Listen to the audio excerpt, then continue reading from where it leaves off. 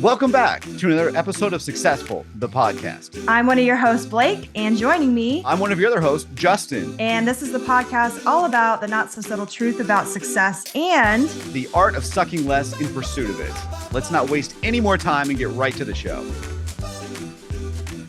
Eleanor. Wait, that's not your middle name? No. Actually, Blake is my middle name. I go by my middle name. I know. That's why I was just, you got to start fresh a little bit differently here. Got to keep you on your toes. Got to keep everyone wondering, like, wait, she doesn't look like an Eleanor. Is she an Eleanor? No, she is not. I had a dog named Eleanor, but no Eleanor. I got to tell you, Eleanor, it seems like too much of a proper name for a dog. Was your dog kind of snooty? It seems like a snooty name. Oh, yes. She was a snotty weenie dog. I did not keep her for long because she and I did not get along long term. I had to find her a better home. Nice. Speaking of finding a new home, I think today's topic is on point with that a little bit in terms of my hair's in line with what we're about to talk about here. The desert of despair. I'm kind of excited about today. I started to keep it light because I'm afraid we're going to get it heavy, but I'm kind of excited. I'm excited too, but I think it could potentially be a two-parter. There's so many aspects we could get into on this one. Blake, let's just, to our audience and to you, let's just be totally fair to each other and honest. It's going to be a two-parter. We already know that.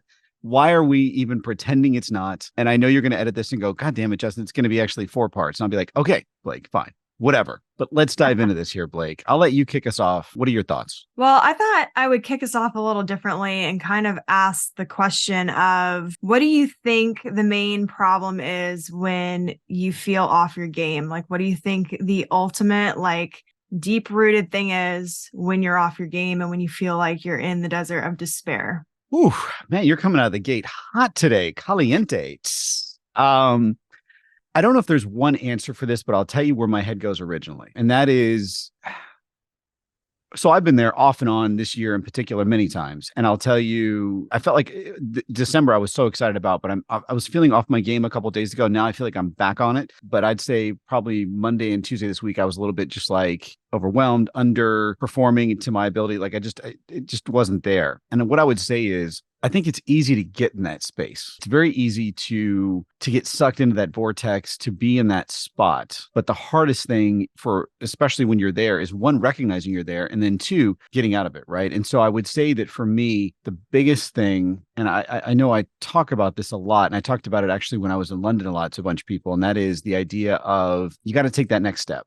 For me, the biggest aspect of getting out of this when you're there is moving forward in some regard. But to get there, you have to acknowledge that you're not on that track. And sometimes that's really hard too, because sometimes you'll just be feeling down and in the dumps and in the mud. And you're like, what the heck is going on? Is it hormonal? Is it I'm tired? Is it that I'm exhausted? Like, what is it? And then all of a sudden you're like, you know, you got to do some introspection here. You've got to like really dive in and think about this because it's easy. I mean, part of the title of this, which I just freaking love, is it's the desert of despair. It's very easy to get lost in it, right? If you've ever been in the desert, it's very easy to get lost in the desert because in some ways it's romantic to go out there and say, I want to get lost in it. And then, you know, a few hours in, you're like, shit, I'm going to die. And it's the same thing with this mentality. It is the idea that it really does suck you in. And the very first thing you have to do is you have to realize you're there and then take an action to get out of it. And whatever that action is, it doesn't have to be these big leaps and bounds, but it needs to be something that propels you in a new direction. So like for me, I'll tell you what I did to give you a real life example for this one. And I want to pass it off to you because I think this is a very deep, important question that we both answer is, so I was off my game and I couldn't quite figure out what it was. And so what I realized was I'd been so consumed with so many things that I'd forgotten to like be myself again for a minute. I forgot to laugh because there's so many serious things going on. And I was like, this is ridiculous. I actually hung out with my daughter, Bailey, for a half hour and it made me just giggle because the crap that comes out of that chick's mouth is just insane. I mean, her conversation is like, hey, Bailey, how are you? Oh my God, Dad, you have no idea. Like, oh my God, this happened today. And oh my God, Braden. And I'm just like, oh, this is great. I can listen to this all day. It's just insanity. And it brought me back down. And then I remembered and got centered again. And I was able to get back on track. For me, it's not always the same thing, but that's what I needed in that moment. And I think that when you're going through these things and you are stuck and you are wallowing or whatever the right word, adjective you want to use there is, I think doing something to break that state, to get to that next level is really, really helpful. So Blake, before I ask you what your thoughts are on that, I want to ask you the same question back. What are your thoughts? Well, I actually think you kind of hit the nail on the head when you were talking about being yourself. I think usually what prompts the desert of despair is either when you lose who you really are or you start living for other people instead of yourself. And I Hmm. think that's ultimately what the problem is, because when you start getting disconnected, people don't recognize how much of a wound that really is, how much pain and suffering you actually place upon yourself by doing that, because it becomes a sort of profound, like you're looking for something bigger and better, and sometimes you don't even know what that is, and you feel very isolated, you feel very like you don't know what direction to take, and it can be so overwhelming that it literally stops any progress from moving forward whatsoever. And that's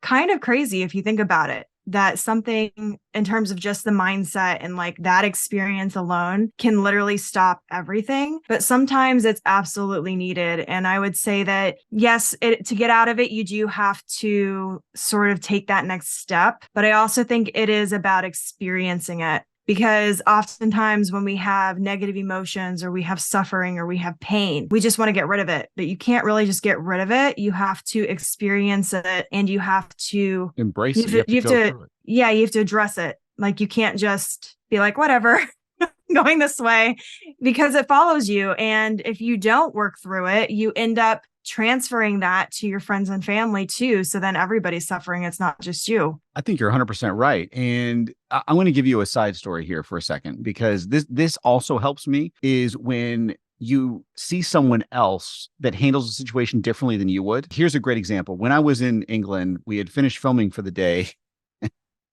I shouldn't laugh at this, okay? But this is, please, I look forward to your comments on this, but don't judge me on this, because just hear me out first, please, okay? So there's this woman named, and she's about 70 years old, a little slightly overweight, and she walks with a cane. So she's got a little bit of a limp. And in England, obviously, it rains all the time. And so this is like 5 o'clock in the evening there. And it is, I mean, it gets dark at 4. Like it is midnight dark at 4 p.m. there because it's so far north. All of a sudden, we're wrapping up, and someone runs in and says, fell. And we're all like, oh, is she okay? She's like, yeah, no big deal. So no one thinks to like it's a big deal because she didn't treat it like it was. I go back to where we're staying, and she happens to be in the kitchen of where we are, and she looks up at me and smiles, and I'm like, she had fallen on her face. And I mean, this is how tough this woman is. Lost an entire tooth, like a tooth popped out. Two are My facing gosh. forward.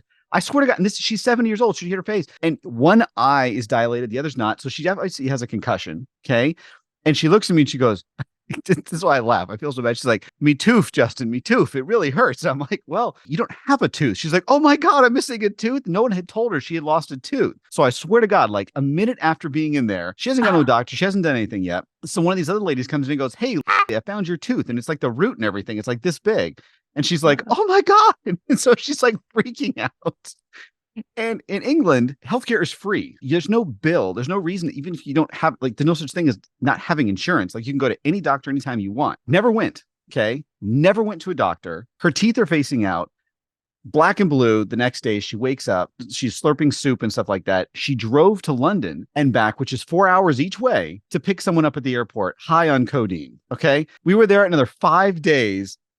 Nothing. Never went to a doctor. Her lip is like all messed up. Her face is still swollen, everything like that. And so I tell you this story, one, because it puts a lot of things in perspective. Two, I would never do anything. It's your face. Like, it's too important to me. And it's like, plus you got 2 teeth sticking out that are probably getting infected. And anyway, there's just so many things that can go wrong with this. That, to me, those instances of my life that I go back to that help ground me too, that put things in perspective. That, did she handle it the way I would? Absolutely not. But did it make me feel like a wuss? Absolutely. Because there's no way I would not go to a doctor or do all those things and continue my life. It's having reference points like that for me that also help when those moments pop up, because then I think about it in a different way. And I look at it from a standpoint of, it's more of there was a song back in the 90s, things that make you go, by CNC Music Factory. And that's kind of one of those stories where it puts me in a different space. And I've got many of those kind of stories where I'm like, that's so insane. How could that be? That it brings me back to reality a little bit.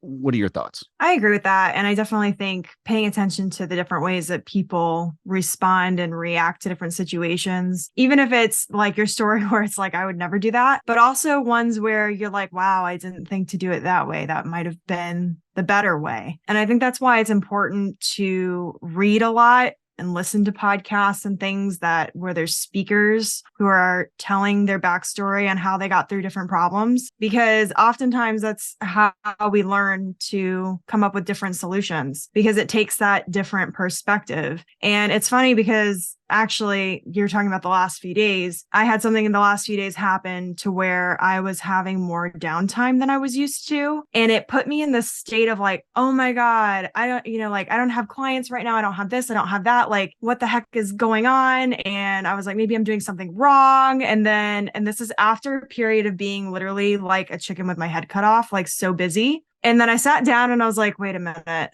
I asked for things to calm down. Like I literally asked for this. I was receiving this and now I'm freaking out because I got what I asked for. And it got me to thinking that sometimes when we're asking for abundance or we're asking for change, it doesn't present in the way that we're expecting, or we're not used to that change. And so it feels so foreign that we don't even actually enjoy it or recognize that it was a gift in the first place. And it was funny because immediately after that, things got back to being very busy again. And actually this last like month and a half had been like absolutely crazy with the holidays coming up. It feels like we're catching up from the first holiday, preparing for the next one, trying to cram everything before it. And then it's the new year on top of that. So this time of year is always crazy. To me, that perspective of like, okay, abundance does come in these different areas. It comes in leisure time. It comes in ideas and creativity. We forget that when we're in, especially like the desert of despair, everything starts with an idea. Those ideas are divine guidance. They are safe guidance. Those ideas are what take us to the next level. If you're not listening when you are supposed to be receiving these ideas, then you're going to have more struggles moving forward.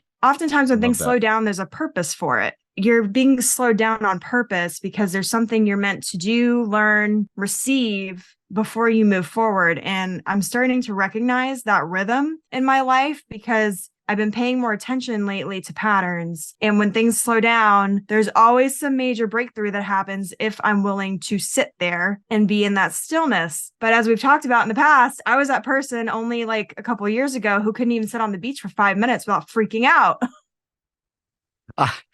I'm not far behind you in that. That to me, but I think COVID helped ground me a little bit to that regard. And I think that because that was the first time in at least a decade. It wasn't even that slow, but it was a slower time and I wasn't traveling, doing all that kind of stuff. And it really hit home like, my God, I'm missing so much stuff. I had little kids at the time. All these things were piling up my life. I'm like, what the heck have I been doing? And it was like this moment for me where I took it in a very, very different light and a different stride. And my life in terms of appreciating things has changed dramatically. Now I do find myself though regressing a lot. Like for instance, when I was in London, I think this is a prime example of it. I went to school in London. I love London. I think it's one of the best cities on the planet. It's just this magical place for me. And I did not want to come home. I just did not, because it was like, it seemed to be clicking to me there. I had like a weird other feeling of like, well, maybe I'm supposed to be here right now. Maybe I should. And then I paused and I reflected on the fact that I'm lucky to be here now. I need to cherish the time here I'm now, and then look forward to coming back, but also realize what's coming up in the future. I decided to look at it differently, especially in the plane ride home. And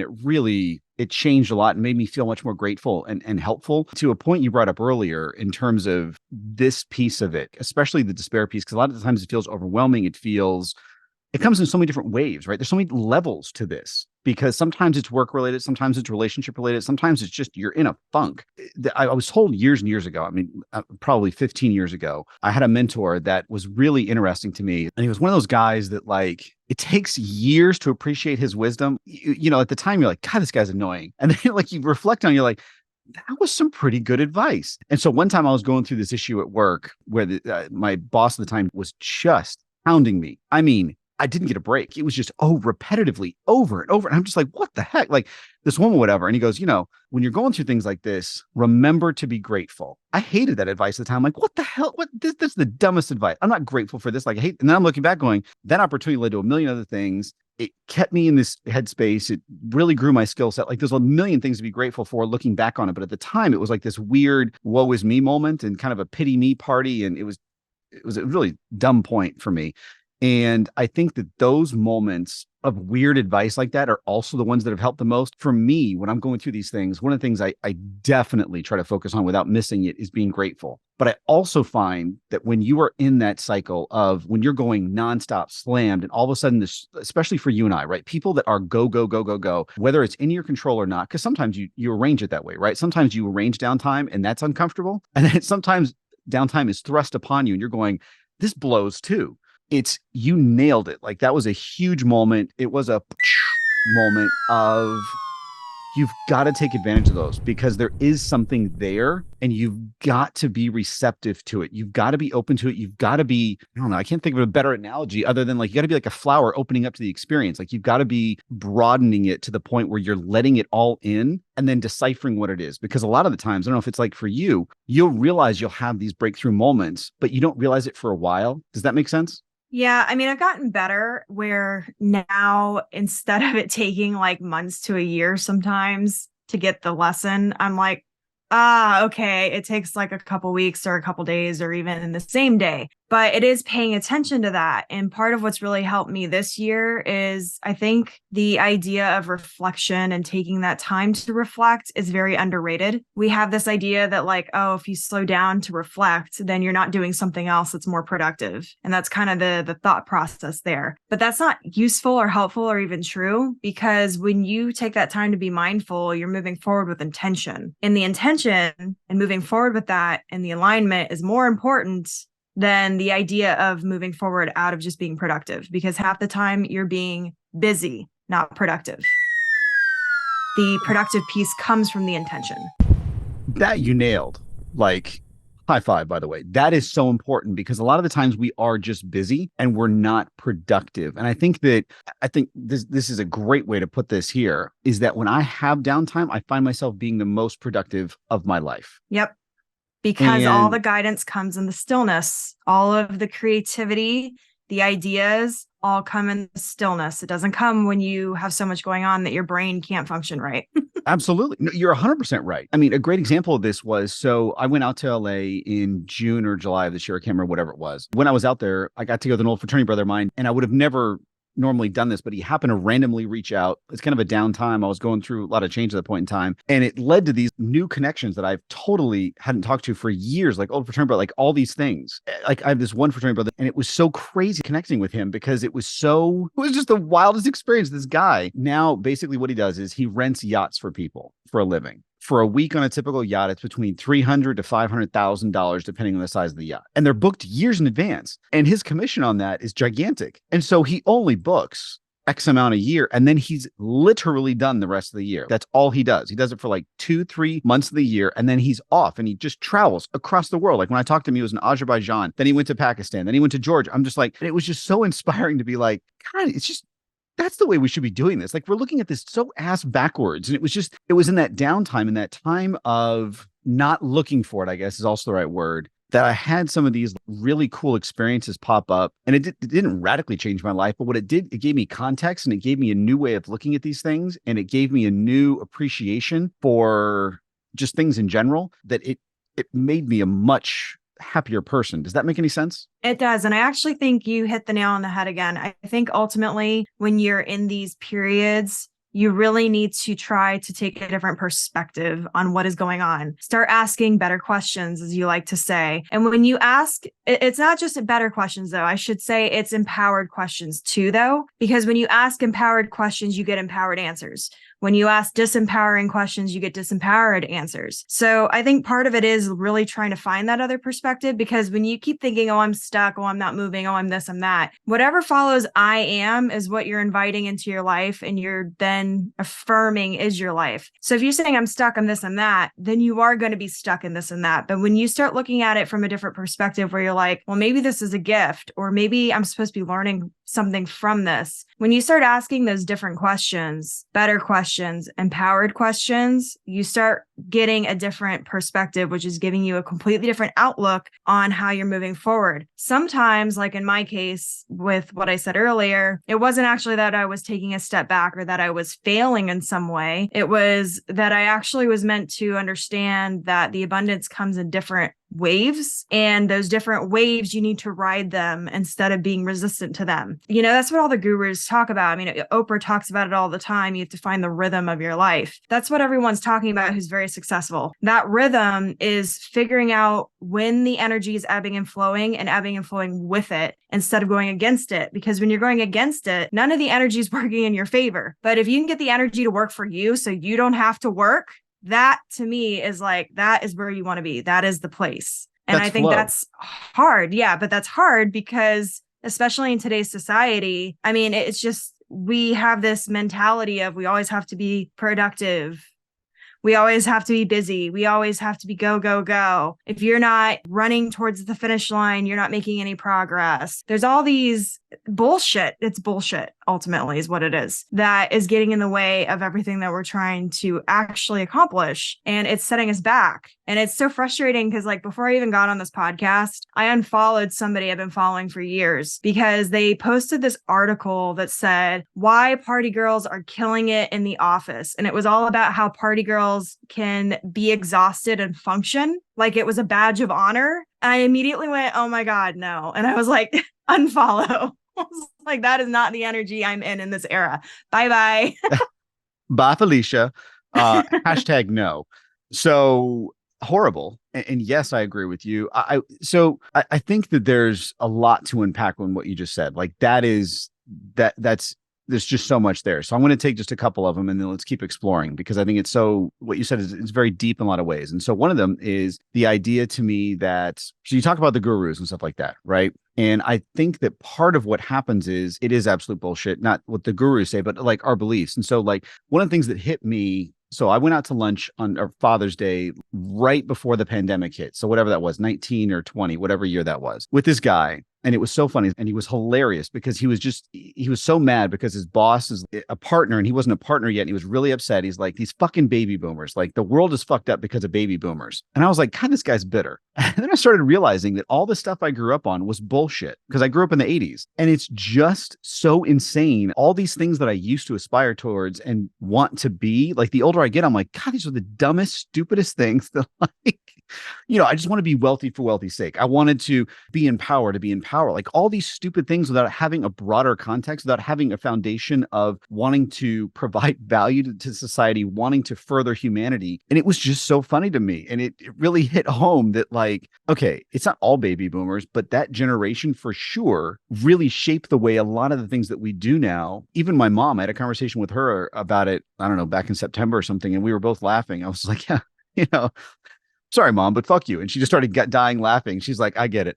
You know, we did do some things differently. I think it's all those things though in one though, because I think that it's easy to get wrapped up in all that stuff. And then you find all these people that are empty and hollow because despair there is not reticent on the outside. It's not visible to most people, yet they're a drug addict of some kind, or they're incredibly miserable, they're cheating or whatever. There's always other outlets because they're not getting what they actually want. And I think what you were talking about earlier is so important. It's that once you get that balance of flow is the universe is in flow. Okay. It's when you get out of sync with the universe and with that flow that you go into despair, that you start worrying. The paths will lead you there, but you do have to surrender to it sometimes. You have to be open to it and you have to understand that, just like you said, there's hills and valleys, there's peaks and whatever. But what I found is, like, I learned this through working out, and Kelly points it out every time. If I'm training for a marathon, I will get sick about 2 weeks in because I get so excited. I just keep training and I don't stop. And then I get sick. Same thing in life. If you don't give yourself that break to reflect or whatever, you get sick in different ways. And that's like despair. That's everything else. It's that balance of understanding that, yes, there's going to be highs and lows, but the lows don't have to be that low and the highs don't have to be that high. It can be more even keel if you play it right. What are your thoughts? Well, I agree with you. And I think when you are holding on to certain energies, you have to recognize they're going to manifest in one way or another. If you're holding on to them, they manifest as illnesses and sicknesses in the body or in the mind. So it's important to take that time. But to get into, I guess, like a different aspect of this, I think what's most important is you have to do the spiritual work first. And that's not the religious stuff. That's not what I'm referring to. When you hear all the great people talking, like Shonda Rhimes, when she's writing, she talks about getting into, I think she calls it the hum. A lot of different celebrities and like people who are very high up doing whatever it is that they're doing, they talk about being in a specific energy when they're doing whatever it is they love. And it is like they love doing it. It's a spiritual experience in the sense that it's creating joy and fulfillment for them to do that thing. But if you're not in sync with that, if you're not doing that work first to figure out what actually lights you up, what actually you enjoy doing, then yeah, you're going to be always searching for external validation. You're going to always be looking for the next best thing. You're going to always have that shiny object syndrome because you're still searching for something that you're looking for outside of yourself instead of doing the inner work first. It's funny because I think right now, especially, there's like this divide that's happening between people. It's like people who get that and they're doing that work and they're thriving and they're achieving all these things and things are moving very quickly for them. Or it's the people who are not doing that work and they're feeling stuck and they are constantly looking for that external validation. They're very unhappy in their job. They're very unhappy in their relationships because they've never actually taken the time for themselves. And they think the difference between the two is the people who are struggling are not recognizing that taking that time for self is important and should be the investment that you're making to move forward with what you actually want. But they're on this whole mindset of like, oh, that's a waste of time. Or they think they have to sacrifice themselves in order to get what they want. Well, why? Why do you have to sacrifice yourself? I don't understand that whole mindset. You can achieve so many things without having to sacrifice yourself for every little thing. You can receive abundance that way. You can receive love that way. You don't always have to self-sacrifice everything to gain something. And typically, when you're asking for change and you're looking for something that's very different from your current reality, the universe is going to jump to do that. But it's going to be very jarring and uncomfortable because if you're asking for one thing to shift small, it's an easier shift. You're asking for the universe to change and move mountains, then yeah, your whole life is going to crumble so it can be rebuilt. But if you're constantly in that energy, it's always going to be frenetic. It's always going to be crazy. And it's always going to be very, very jarring and imbalanced because whatever energy you are asking for something, when you're in that energy, what you're asking for is how you will receive it. So if you're in a chaotic energy, if you're unbalanced and all these things and you're asking for change, it's going to manifest in a way that's very jarring, chaotic, and unbalanced. But if you're in a calm and tranquil energy and you're in a flow state and you're in a abundant state and you're asking for change, it's going to manifest that way. But I think a lot of people are not recognizing that. And a lot of people who are focused on the law of attraction stuff are not explaining that piece very well. And it's getting lost. It's not just about what you think you want. You have to get to the root. You have to get deep, deep down and dig deeper and start asking these better questions, asking empowered questions, asking questions like, what is my purpose? What should I be doing? Why am I doing this? What do I want? Do you know how many people can't even say what they actually want? Like, you'd be surprised. I've started asking people this question and they literally like, I don't know. Like, I guess I'd like to be wealthy. I'm like, okay, but why? Well, because I think it'd be cool to have a nice car. That's all you got? You got more than that. Come on. Like, let's go. But to be fair, Blake, I don't think they do. Some people just don't. So I think that everyone has the capability of it, but I think a lot of people don't ever tap into that ability. And I think that's where a lot of misery comes from because they don't open themselves to that stuff. I was doing a training right before this call, and it was very interesting in there because there were a couple of people in there that just, you could just tell, like, they just didn't get it. And it wasn't the training they didn't get. They were so unhappy with so many things in their lives that they were just searching constantly for the next thing because they were so devoid of what they really needed in their life. And that to me it's very sad, but I also think that I would say the majority of people are in that state most of the time. I think that we put false expectations on a lot of these people, and maybe this is slightly cynical, but I don't think most people will ever get to that stage. They don't ever get to that even somewhat enlightened stage because they get sidetracked. They go a different path. They turn to something else. I think a good example would be Matthew Perry. I think he died a month ago. The guy Chandler from Friends. Oh, I know who that is. Okay. See, I thought you would. But... that was sad. Yeah, I think he died in a swimming pool or something, right? Yeah, but so he has an autobiography out that I read earlier this year, and it made me just disgusted of him. what a wasted life. Like, it was embarrassing to even put that stuff in paper. I was embarrassed for him. And it was just like, it was a woe is me story. He's been successful his whole life. And then he got addicted to drugs. And it was like, he did pills and then he did alcohol. And he talks about all these different things and anyways in it, but he never took the rehab piece of it seriously. He never wanted to actually get better. And he even admits that in the book. And it was just like, it seemed like such a wasted life to me. And it was one of those things that I think there's a lot of people out there that are like that don't want to do the hard work, that don't actually want to dig deep, that don't really want the problem solved. They want a Band-Aid and a Band-Aid and a Band-Aid because either they choose not to, or they've been taught, or some people may not have ever been given the opportunity to. And those people I do feel bad for. But I think there's a lot of people out there that don't seek the deeper questions, that don't seek the deeper answers, that always look for the Band-Aid and not the root cause, that enables them to be perpetually in a state of despair and lack of abundance because they're not willing to do the work. And I know that's probably going to piss some people off out there, but I've just witnessed it so much in my life. I'm curious your thoughts on it. So I have lots to say on this one. I knew you would. That's why I got excited. Ironically, this is something I have been tackling in my other content for the last several months, which has to do with accountability. The thing is, oftentimes when you don't want to take accountability for something, it's because you have this mindset that if you take accountability for it, that means you are the problem. And most people don't want to admit that they're the problem. They will then say, oh, it was this person's fault because they, tricked me into whatever, or they stole this from me, or whatever the sob story is. But at the end of the day, you have to take accountability for your actions and decisions in the situation. Now, that doesn't mean that everything that happens to you is your fault. No, there are of course going not. to be situations that obviously are not your fault. There is no excuse. There's no justification for abuse. So if you were abused, that's not your fault.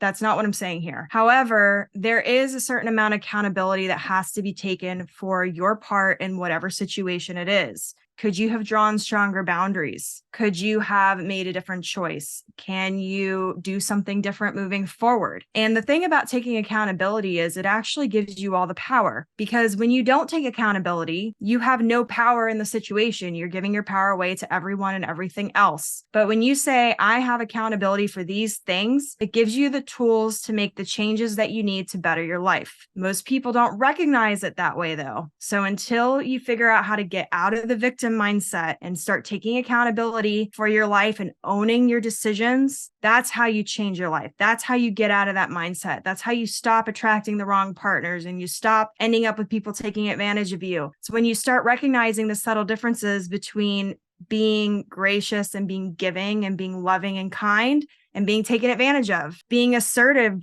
versus being an asshole. You start recognizing that there's subtle differences in the energy and that you are the deciding factor of what that is, not other people around you. And that's also when you start being able to recognize when certain people in your life are giving you sound advice that are in your best interests and have your best interest at heart, and when they're giving you advice based off of their perceptions or their projections that they have about themselves. You're able to see yourself in a very different light than you would when you're the victim. When you aren't a victim, you have no power. When you are taking your power back and saying, no, I can do this. This is me. I'm going to make these changes. I can make these decisions. You take all that power back. But most people are afraid of their own power, or they don't recognize they have it in the first place. I 100% agree, especially that last piece there. I think that's really important, that I don't think people know or recognize that they have it. And then the other thing that you said that I think is also very profound is the idea that, so it is accountability, but it's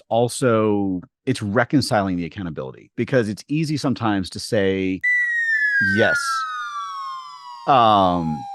I did that, but actually reconciling it and coming to terms with the fact that you did something. Like, let's say you said something that was horrible to somebody, or you broke a relationship off and whatever, you didn't do it right. Acknowledging that and not just flippantly saying, oh yeah, I did this, but acknowledging it and knowing that you've learned from it and you won't do it again. Like, they're very different things. And I think that the biggest growth for me has happened in those moments. I think also as the older I get sometimes annoyed that people don't do those things as much. It's very funny to me. Like, yes, I think a great example is, so my son had to go to the orthodontist halfway through the day. He didn't go back to school because he only had like 30 minutes left. So I drove him afterwards to pick his bike up, and there's 2 lanes to do it. And they merge at the end, which I did not know. I thought I could just drop him off in the second lane and bypass all the traffic. So I get up there and no one would let me over, like, at all. And I'm like, I'm not the jerk, guys. I'm the person that likes to merge like way in the back. I'm sorry. I was just trying to drop them off. And then finally someone was really nice and let me in. But it was interesting that it's little moments like that there's people that are like, nope, not letting you in. Or you can be, I'm going to let you in. I don't care why you're there. I'm going to do this for you kind of thing. And I think that those little decisions in life really do make the big difference and separate you from others. And I think you get those 100 times a day. When we talk about accountability, it's those little things that lead to the bigger things. So not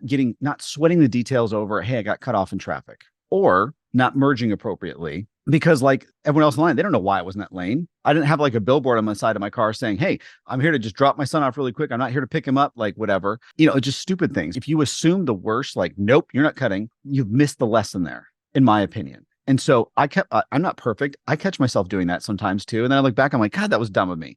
Like, why did I sweat that? And so I think it's those little moments in life, especially when you're going through despair, when you don't let those thoughts consume you up here and you take them back and you say, you know what?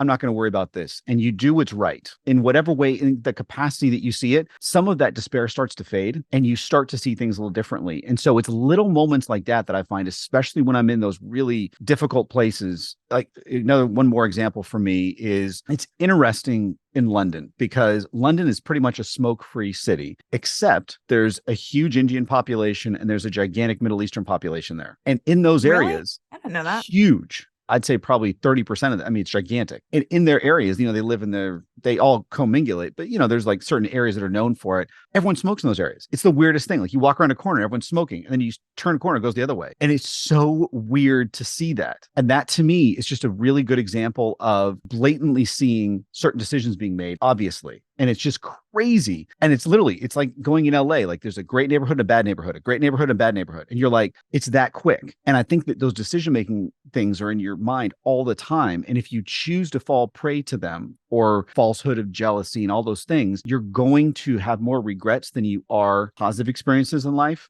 You've got to just get past that. And I know it's very easy to say, but like you said it beautifully earlier. You've got to do the self-reflection first. You've got to do the stuff, the internal spiritual stuff to get to a place like, everyone talks about, I've never met anyone. I've only known a couple of people that have actually met the Dalai Lama. And the one before the one we currently have. Cool. It is. But I'll tell you right now, no one ever comes away going, God, that guy's an asshole. Like everyone comes away going, that is the happiest. Like they come away like magnetically charged with positivity. And that's someone who has literally spent their entire life devoted to figuring out how to be more in touch with the universe. That to me says a lot because there's nowhere in history. Okay. You can go back and read from the dawn of time till today when someone goes, God, screw that Buddhist. They were such a dick. Like that doesn't happen. And there's something there. And so I'm not saying you have to dedicate your life to this because most of us, it's not practical to do that. But what it does tell me is there's more out there. And the more I surrender to the universe in terms of not fighting my condition, say I get in a car accident or whatever, I get sick, the less I fight that and just accept it and find a new way, the less I suffer, the less downtime I have, the less all those things. So crap is going to happen to you. Okay. Usually it happens once a day with me. Something will happen and throw my day into chaos, and then I have to figure out a way to calm it. But the idea is not getting stuck there and not dwelling there and finding a way through it. Well, Justin, as they say, all good things must come to an end. Alas, they must. However, this isn't the end because next week, same time, same channel, we drop another episode. So get excited because we're going to be diving deeper into all the topics of the not so subtle truth about success and the art of sucking less in the pursuit of it. So join the conversation below and don't forget to subscribe.